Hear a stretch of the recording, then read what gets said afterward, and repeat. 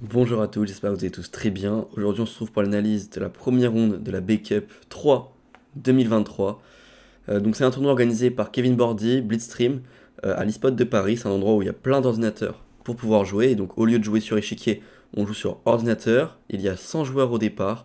Je suis 10e elo sur la grille de départ. Il y a 8 grands maîtres devant moi, dont des noms très connus: Étienne Bacrot, Pavel Tregoubov, Alexandra Kosteniuk, Axel Delorme, et j'en passe. Il y en a plein, plein, plein. Même derrière moi, je suis mieux classé que certains gemmes en blitz. Et du coup, voilà, c'est vrai que je ne l'ai pas dit. Donc, la cadence, c'est 5 minutes plus 3 secondes par coup, c'est des blitz. Je vous ai sélectionné les 6 meilleures parties de ce tournoi. Et donc, on va aller voir tous les 3 jours, donc mercredi, vendredi, dimanche, donc pendant 2 semaines, ces 6 parties. Et on va donc commencer par la première ronde. C'est donc un système suisse. Euh, j'ai donc les noirs contre El Flaco 27 1412 sur chess.com, donc un système suisse. C'est en gros, si on est 100 joueurs, on coupe les deux tranches en deux. Donc premier groupe de 50, deuxième groupe de 50, et le premier de chaque groupe va jouer le premier de chaque groupe, le deuxième contre le deuxième, et ainsi de suite. Donc moi je suis dixième du premier groupe, je joue donc le dixième du second groupe, donc le 60e Elo si vous avez suivi. Du coup, j'ai les noirs. Juste avant, on a eu un pré-event avec un tournoi de bullets. Donc c'était 1 minute KO. J'ai fini quatrième de ce tournoi. C'était les 3 premiers qui avaient des prix. Donc j'ai fini devant pas mal de grands maîtres. D'ailleurs, je l'ai pas dit, il y a Daniel Darda. J'ai fini devant Daniel Darda notamment. Et du coup, je termine quatrième. Derrière Blitzstream qui a fini troisième. Le premier, c'était Maxime Lagarde. Le deuxième, je sais plus c'était qui. Mais voilà, j'ai fait un bon tournoi de bullets. Malheureusement, pas assez pour prendre les prix. Et on va voir si dans ce tournoi de blitz, je vais réussir à me rattraper. En tout cas, voilà, c'est la partie pour la première ronde. J'ai les noirs et mon adversaire qui envoie E4. Ok. Je me dis que dans ce tournoi-là, j'ai pas forcément envie de jouer mes ouvertures, parce que je sais que c'est des parties qui seront sur chess.com, des parties qui seront sûrement sur YouTube, donc des potentielles aides pour mes futurs adversaires en tournoi pour se préparer, mais je vais quand même jouer des trucs sérieux. Donc ici, j'envoie C5, je me dis que je vais pouvoir jouer une sicilienne, je sais pas encore laquelle, et là, je m'attends à cavalier F3, et mon adversaire qui envoie la lapine. La lapine, je pense que c'est un bon choix. Pourquoi c'est un bon choix? Parce que pour ceux qui suivent les vidéos régulièrement, vous savez que c'est une ouverture contre laquelle j'ai beaucoup de mal. Bon, souvent j'arrive quand même à gagner à la fin, mais c'est des parties très longues alors que cet adversaire, souvent moins fort qui me la joue, notamment au championnat de France. Un 1700 m'avait joué ça, je crois, de mémoire. J'avais gagné, mais j'avais eu beaucoup de difficultés. À la backup 1 aussi, première ronde, on m'avait déjà joué une Alapine contre un 1400. Et pareil, j'avais gagné vraiment en finale à la toute fin, toute fin. Donc je me dis, ok, ça va pas être une partie simple. Et je décide d'envoyer une ligne que je jouais avant, que je joue plus actuellement. J'envoie D5. J'envoie D5, mon adversaire qui répond donc pion prend et j'envoie dame prend. Bon, c'est une ligne très basique. J'ai pas forcément envie de jouer quelque chose que j'ai envie de jouer en tournoi. Du coup, je vais juste développer mes cavaliers derrière, développer mon fou, mettre un pion en E6, fou E7, petit roc, mettre les tours sur les colonnes, et c'est parti. Ce qui est bien aussi avec la backup, c'est que du coup, vous avez le temps à la pendule en même temps, étant donné que les parties étaient sur chess.com. Du coup, il me répond cavalier F3, je réponds cavalier F6, tout ça assez rapidement. 5 minutes plus 3 secondes par coup. Vous voyez que les cadences, enfin les temps à la pendule ne bougent pas beaucoup. C'est qu'on joue très rapidement. Il envoie donc D4, il connaît. J'envoie cavalier C6 sans hésiter. Il envoie fou E2. Et là, j'envoie fou G4. Alors, j'ai hésité un tout petit peu. Pourquoi j'ai hésité un tout petit peu? Parce que bon, je sais que la mainline, c'est pion prend. Mais je me suis dit que mainline, ça veut dire sûrement qu'il connaît. Et j'avais pas forcément envie de jouer quelque chose qu'il connaît, surtout que moi c'est pas forcément quelque chose que je connais vraiment beaucoup. Je savais qu'il fallait faire prise fou F5, qu'il allait jouer cavalier C3, qu'on allait jouer dame A5, et que l'idée c'est de jouer E6, fou E7, un truc comme ça. Mais je me suis dit que mainline il va connaître, j'ai pas envie. Du coup j'envoie fou G4, qui est pas la meilleure variante mais qui est tout à fait jouable. Il répond donc H3 pour chasser directement mon fou. J'envoie donc fou H5, j'hésite un tout petit peu avec la prise, mais rapidement je me résous à reculer et à garder ma paire de fous. Il joue donc fou E3. Alors fou E3, en partie j'ai eu un peu peur, parce qu'au moment où je joue fou H5, je me dis attends mais qu'est-ce qui se passe si je joue C4? Je dois donc reculer avec ma dame, et il fait D5. Mon cavalier n'a aucune case. Enfin il a aucune case, je dis ça oui il a des cases, mais ce que je veux dire c'est qu'il a pas de bonne case. Il a que des cases qui servent pas à grand chose. Mais là heureusement, je me suis rendu compte que j'avais pris une fois, et cavalier D4. Et après cette position est jouable, c'est un léger avantage blanc, mais il n'y a aucun souci. Mais bon, je me suis fait une petite peur pendant la partie, je m'en suis vite rendu compte qu'il n'y avait pas de problème. Mais bon, il joue fou E3, une variante qui est tout à fait jouable, plus tranquille on va dire.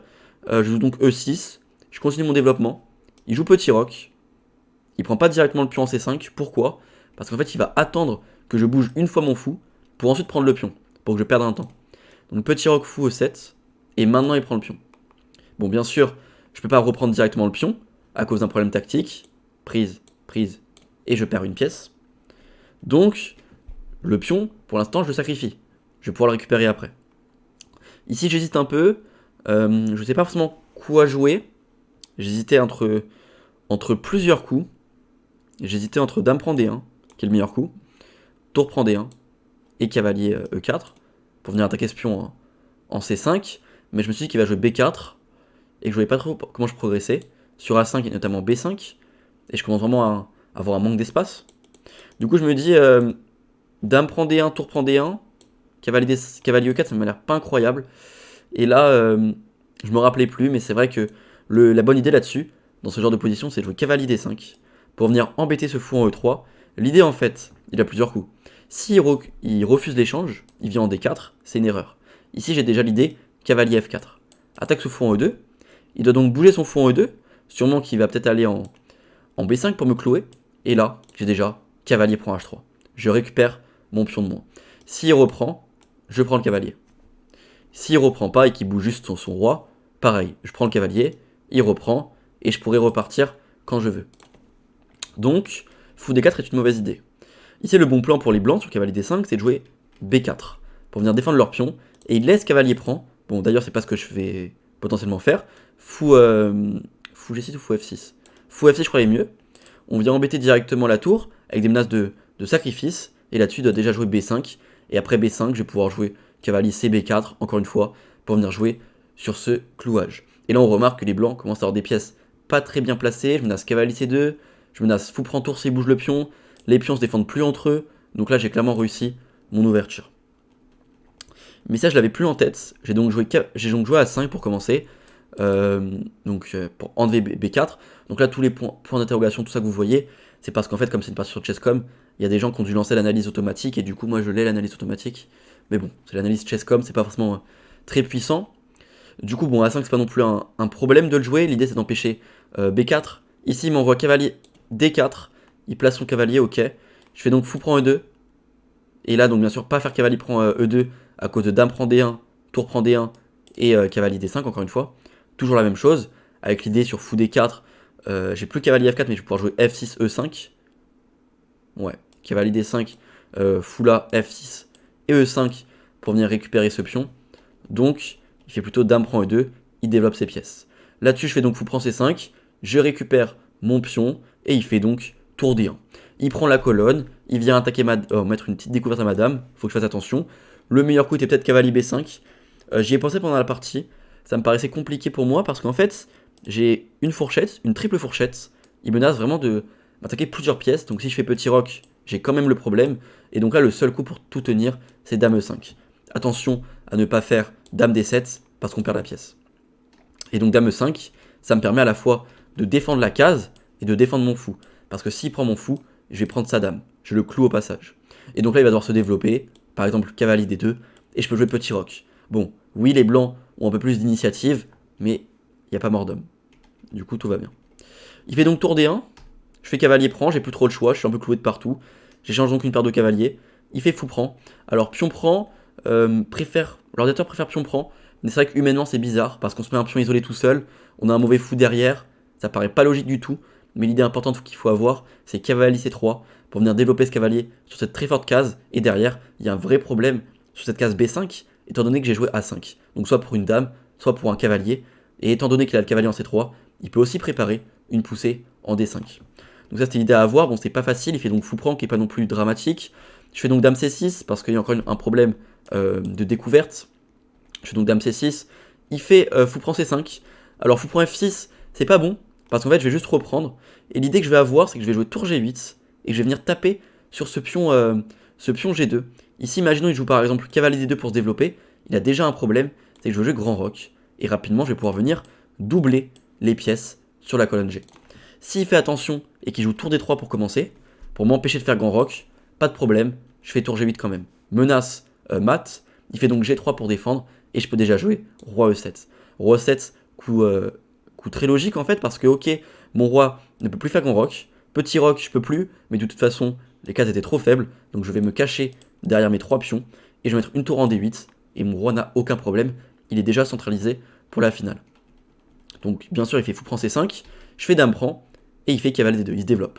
Ici je fais petit roc, j'ai hésité avec roi E7, mais étant donné que j'avais pas le pion F6, j'avais un peu peur, ça me paraissait un peu plus risqué, mais en soi c'est quand même un bon coup. Par exemple ça peut continuer comme ça. Du coup je fais petit roc, les deux sont ok. Il fait cavalier F3, je m'attendais plutôt à cavalier E4, je joue un joueur moins bien classé, je m'attendais à qu'il échange les pièces, prise par exemple. J'avais peut-être prévu de faire A4. L'idée de A4, c'est que s'il prend en B7, j'ai tour B8, sa dame doit bouger, et je ramasse le pion. Et s'il fait pas dame prend B7 qui fait juste tour D3, je peux jouer par exemple dame B5 et venir taper sur ce pion B2. Bon, c'est relativement égal, c'est quand même moi qui ai plus d'initiative. Bon, il fait cavalier F3, qui est tout à fait bon. Je fais donc tour FD8, il fait dame E5. Bon, ça m'a pas non plus étonné, il veut donc échanger les pièces, ok. Est-ce que c'est un bon échange? Je suis pas forcément sûr. La finale n'est pas forcément à son avantage, peut-être pas au mien non plus, ok. Mais ici je m'attendais peut-être plutôt à des idées du style... J'avais pensé à quoi pendant la partie? Oui, j'avais pensé à un truc en mode C4, et je me suis dit qu'en fait, je peux jamais trop faire tour AC8, parce que si je fais tour AC8, il fera juste tour AC1, et derrière lui il va se préparer une poussée du style A3B4, peut-être avec une dame en E1, et préparer une poussée, donc il a un 3 contre 2, donc essayer de pousser ses pions. Mais ok, dame E5 pourquoi pas, dame prend, cavalier prend, et roi F8, je ramène mon roi au centre. Il fait donc F3, pour enlever la case peut-être E4 au cavalier, et préparer une avancée au centre de son roi, et je fais roi E7. Et là on revient à ce que j'ai dit au début de la vidéo, dans les alapines, ça mène souvent des finales égales, et contre des joueurs moins forts, c'est plus compliqué, et donc encore une fois, ça rentre dans ce que j'ai dit, mais de toute façon, j'ai une vente sur la lapine maintenant, donc en partie longue, ça me dérangera pas trop. Du coup, roi F2, tour D5, je veux doubler les tours, et je me dis que s'il prend, je vais faire cavalier prend, c'est ce qui se passe. Il fait donc tour D1, pour l'instant il fait une belle partie, je fais donc F6 pour chasser son cavalier, il fait cavalier G4, et je fais tour A6. Tour A6, levier de tour, pour peut-être venir en B6, et à taper sur ce pion B2. Ici on voit que je commence vraiment à avoir plus d'initiative, il fait donc cavalier E3 pour proposer l'échange, là je me dis que la finale, elle est pas très dure à tenir pour lui si j'échange, donc je préfère garder les pièces. Je fais donc cavalier B6, il fait B3, je fais A4 pour casser la structure de pion, il fait donc tour D4, je fais prise une fois, et cavalier D7. Je vais essayer de ramener un cavalier soit en C5, soit en E5 sur des fortes cases, aussi peut-être pour faire coulisser la tour ici ou ici, ou alors peut-être la ramener ici ou là, il y a plusieurs possibilités. Là-dessus il fait H4, je fais donc cavalier C5, j'ai embêté ce pion B3 parce qu'en fait s'il pousse, c'était mon plan, et c'est ce qu'il fait, je fais tour A2. Et maintenant sur roi G3, mon plan c'est de faire, de base mon plan c'était de faire cavalier A4. Et je m'étais dit qu'en fait sur tour C4, j'allais faire tour A3, et que sur tour C7, j'allais pouvoir faire roi F8. Non, c'était pas ça. Non, c'était pas ça. C'était roi... Non. Ok, non, oui. Non. Au début, je me suis dit que j'allais faire roi F8 et que ça allait être ok. Mais en fait, après, j'ai recalculé et je me suis dit que c'était pas possible pour moi. Du coup, j'ai préféré revenir en D7 et je me suis dit qu'en fait, en jouant B4, il allait se créer des faiblesses sur case blanche et que j'avais vraiment des très bonnes cases pour mon cavalier plus tard. J'étais pas forcément obligé de me presser. Lui, il a pas vraiment de plan. Et là, on va le voir et il va se tromper parce qu'il a pas tellement de coups. Et souvent, c'est qu'on n'a pas de coups qu'on se trompe. Et là, il fait C4, erreur. Fallait plutôt faire cavalier C4. Pas instinctif du tout, cavalier C4. Parce que du coup, il me laisse faire tour C2. Mais l'idée sur tour C2, c'est cavalier D6. Mon pion est attaqué. Si je ramasse le sien, il ramasse le mien. Et là, franchement, bonne chance pour moi de gagner ça. Et si je défends mon pion avec B6, il fait cavalier C8. L'idée, en fait, c'est que si je prends le pion en C3, pardon, il échec. Donc si je fais roi 8 pour commencer, et qu'il fait tour D6, et que maintenant, je ramasse le pion, il va pouvoir ramasser E6. Et là, encore une fois, ça va pas. Il y a tour E7, roi F8, tour prend et tour prend. Et ça, encore une fois, c'est égal. Donc, je peux pas prendre le pion. Je dois donc faire E5. Et là, il va donc ramasser ça. Et ça, pareil, c'est égal. Bon, encore une fois, il y a des chances de gain des deux côtés. Surtout en blitz. Mais en soi, c'est quand même égal. Du coup, cavalier C4, c'est vraiment une bonne idée. Mais il fait C4. Il prend la case du cavalier. Après, c'est un coup logique. Hein, il essaie de pousser son pion passé. Mais c'est pas le bon plan. Je fais donc tour A3 qui est pas le meilleur coup. Ici, j'avais F5 qui était plus fort. Alors, c'est pas facile à comprendre F5. L'idée, en fait, c'est de contrôler les deux cases de la tour pour préparer E5 suivi de F4. Donc là-dessus, il est obligé de faire C. Enfin, imaginons il fait C5. Là, par contre, E5 ne marche pas parce qu'il y a cavalier prend F5 sur échec. Il faut juste faire attention à ça. Donc, soit je vais préparer peut-être avec G6, soit je vais faire tour A4. Tour B2, pardon. Et si je fais tour B2 pour attaquer le pion et qu'il fait par exemple roi H3, il a pas tellement de coups. Parce que maintenant que j'ai joué F5, la tour elle a plus tellement de cases. On remarque que la tour ici, elle a que la case F4. Et si elle vient en F4, j'ai cavalier D3, gagne le pion. Donc la tour ne peut pas bouger, le cavalier non plus, parce qu'il a que 3 cases. Ici, il n'y a aucun intérêt. Et ici, il perd un pion. Parce que s'il prend mon cavalier, je prends la tour. Donc en fait, il a pas tellement de coups. Et je vais juste jouer sur le Zugzwang. Et au bout d'un moment, je vais gagner le pion. Parce que je menace aussi cavalier C6. Donc je suis quand même très très bien ici. Donc j'ai raté cette idée avec F5. J'ai donc fait tour A3. Ici, il aurait pu faire tour E4. Il a fait cavalier G4 qui est pas très bon. Il aurait pu faire tour E4. L'idée en fait c'est que maintenant si je fais cavalier E5, il fait C5. Et il a aucun problème. Alors que sur sur cavalier G4, maintenant, imaginons je fais tour A4, et ben son pion est attaqué. Il doit donc le pousser. S'il pousse C5, j'ai cavalier prend C5 et c'est terminé. Et s'il fait plutôt B5, et ben là, j'ai E5. La tour est attaquée. Si elle vient en E4, j'ai la fourchette, F5. Et si elle recule, imaginons tour D5, elle avance du coup, mais vous avez compris. Et donc je ramasse le pion. Donc en fait, c'était avec tour A4, elle était vraiment forte, je l'ai raté. J'attaque le pion, il en pousse un, je le gagne, il pousse l'autre, je le gagne. Il pouvait pas éviter. Bon, on commence à avoir plus beaucoup de temps tous les deux. Je fais H5, il fait cavalier F2, je fais tour B3, il fait C5. Ici, cavalier D3 était plus logique pour venir défendre son pion. Cavalier B6, ça pouvait continuer comme ça. Mais bon, on remarque que je vais quand même sûrement ramasser le pion. Même s'il ramasse celui-là, j'irai chercher celui-là. Après ça, c'est une finale pas simple à gagner encore. Mais du coup, il fait C5. Je fais E5. Ici, cavalier B8 était le meilleur coup. Pour venir faire cavalier A6. Mince. Hop. Pour faire cavalier A6. Pour attaquer les deux pions en même temps. Imaginons que je joue tour C4 et que je joue cavalier C6. Bon, cavalier A6, cavalier C6, c'est la même chose. Et qui fait cavalier... Alors, tour C4, c'est pas forcément la meilleure idée. Parce que du coup, là, il a plus cavalier D3. Mais imaginons, je sais pas, il joue... il a pas tellement de coups. Hein. S'il joue roi... Allez, quai D3 direct, on va dire. Et bah là, je vais jouer cavalier C6. Et là, il peut plus faire grand chose. Parce que du coup, il peut plus bouger. Qu'est-ce qu'il fait? Tour E4, j'ai F5. J'ai F5 et E5 qui arrivent. Il a pas tellement de coups. Et là, c'est déjà quasiment perdant. Il a un seul coup, c'est tour D6. L'idée, en fait, si je ramasse ça, c'est qu'il fait cavalier F4 et qu'il va ramasser ça. Et bien sûr, je peux pas faire E5 à cause de cavalier prend H5. Du coup, c'est compliqué. Bon, je fais E5, il fait tour C4, je fais roi E6, je prends de l'espace, il fait cavalier E4, je fais roi D5, et là, il fait tour C3. Il me propose un mauvais échange. Bon, il a plus beaucoup de temps à la pendule. Ici, il fallait faire cavalier D6. L'idée sur B5, dans la partie, je voulais jouer B5. J'avais calculé cavalier B6. Je me suis dit que j'allais jouer B5, qui est pas le meilleur coup B5. Mais en fait, bon, s'il prend en passant, je gagne une pièce. S'il bouge la tour, je gagne le pion. Et s'il fait tour E4, là, j'ai pas forcément d'idée. Mais je me suis dit qu'au pire des cas, j'irais faire cavalier B8 et cavalier C6 pour ramasser ça. Cavalier prend, cavalier A6 pour défendre la case C7, et qu'après j'allais pouvoir ramasser ça, et que c'était sûrement mieux pour moi. Après j'ai un roi très loin, donc c'est compliqué. Mais bon, il fait tour C3, et donc là j'ai juste à échanger, et faire roi C4. Il fait cavalier E4, je fais roi prend B4, il fait cavalier D6, cavalier prend C5, il peut plus rien faire, j'ai deux pions de plus, et je vais juste aller jusqu'à dame, et faire roi D4. Ici il abandonne, parce que je vais ramasser le pion, je vais ramasser tous ces pions. Il ne pourra pas à la fois défendre ce pion et défendre ici. C'est donc abandon. Première victoire dans cette backup. Ça me fait donc 1 point sur 1. Fallait pas se louper à la première ronde. Le bilan de partie me donne, je crois, une bonne précision. Ouais, 86.5, vous le voyez pas, mais je vous le dis. 86.5 pour moi, 79.5 pour lui. Je fais 3 coups manqués, une erreur, une imprécision. C'est pas dégueu pour un blitz 5+3. Mais voilà, fallait bien lancer ce tournoi. C'est fait, on se retrouve à la deuxième ronde pour une partie contre un joueur classé 1800 je crois sur chess.com. Une partie où j'aurai les blancs, encore une fois je jouerai une ouverture que j'ai jamais jouée. Ça va être une partie très compliquée. Donc voilà, on se retrouve vendredi à 16h pour l'analyse de la deuxième ronde. Allez, n'hésitez pas à liker la vidéo, vous abonner à la chaîne si ce n'est pas encore fait et mettre un petit commentaire. Allez, ciao.